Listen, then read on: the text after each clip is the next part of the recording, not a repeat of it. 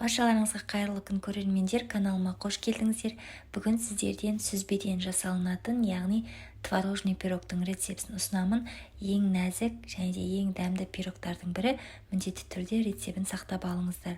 Ең алдымен құрғақ таза ыдысымызға 3 жұмыртқамызды, шекерімізді және де ванильный сахарымызды салып, миксердің жай жылдамдығымен жақсылап біркелікті болғанша араластырып аламыз. Біздің шекеріміз жақсы араласқаннан соң оның үстіне қаймағымызды саламыз. Қаймақ менде 20% магазиннің қаймағы. Осы қаймағымызды саламыз және де ерітілген сармайымызды саламыз.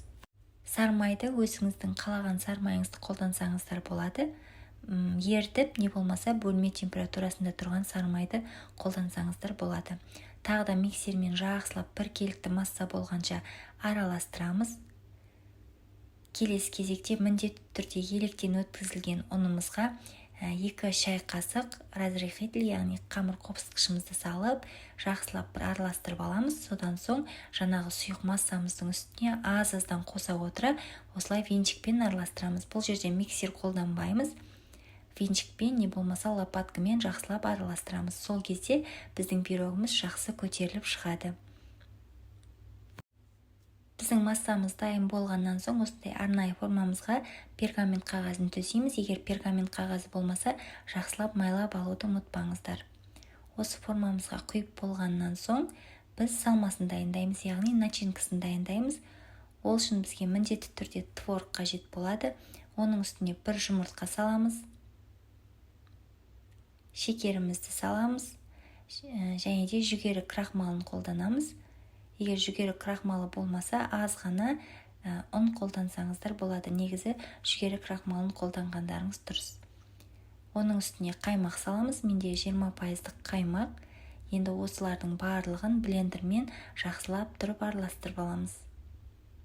Құрметті көрермендер, барлық қоспалардың грамдарын мен астына описание бөліміне жазып қалдырамын. Сол жерден қарасаңыздар болады. Біздің осы салмамыз осы видеода көрсетілгендей қоюлықта болуы қажет. Енді осы салмамызды кәдімгі одноразовый пакетикке саламыз.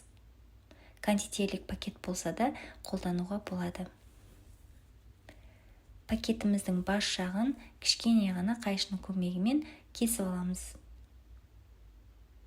Және де жаңағы пирогымыздың үстіне осы видеода көрсетілгендей етіп жолақтар салып шығамыз.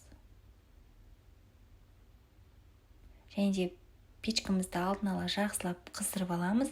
200 градуста 30-40 минут аралығында пісіреміз. Пирогымыз қызарып көтерілгенше печканың аузын ашпауға кеңес беремін. Егер печканың аузын қайта-қайта аша беретін болсаңыздар, пирогыңыз дұрыс көтерілмей қалуы мүмкін. Құрметті көрермендер, көріп тұрғандарыңыздай біздің пирогымыз пісіп дайын болды. Өте жұмсақ, сондай нәзік болып шықты. Қазір сіздерге кесіп көрсететін боламын. Көріп тұрғандарыңыздай өте жұмсақ, сондай нәзік пирогтардың бірі болды. Міндетті түрде жасап көріңіздер. Сіздердің отбасыларыңызға ұнайды деген ойдамын. Көріп тұрғандарыңыздай жасалу жолы да өте оңай және де қарапайым ғана заттардан тұрады. Достар, егер осы рецепт сіздерге ұнаған болса және де пайдалы болған болса, лайк басып, астына өз пікіріңізді қалдыруды ұмытпаңыздар.